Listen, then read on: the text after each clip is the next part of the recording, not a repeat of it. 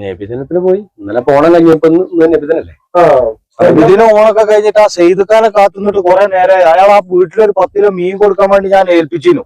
നല്ല മീനെ കിട്ടുമോ? നല്ല മീൻ അയാൾ വടേരിന്ന് കൊണ്ടുവരാന്ന് പറഞ്ഞിട്ടാണ് ആ വീട്ടുകാർ കാത്തു. നല്ല മീൻ കിട്ടുമോന്ന്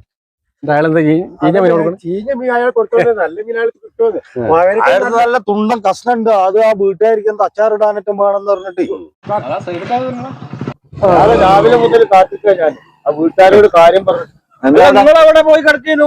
ഞാനിപ്പോ വരികയല്ലേ അവിടെ നിന്ന് ഇങ്ങോട്ട് തന്നെ. ആ വീട്ടുകാർക്ക് മീൻ കൊടുക്കാറിട്ട് ഏൽപ്പിച്ചല്ലേ? പോയില്ലല്ലോ. ഇന്ന് ഞാൻ പെരുന്നാൾ അല്ല ഇവിടെ നബിദിനൊക്കെ അല്ലേ പോയില്ല. ഓണാഘോഷ പരിപാടി അതൊക്കെ അറിഞ്ഞിട്ടല്ലേ നിങ്ങളെ മീനിന്റെ കാര്യം അതൊക്കെ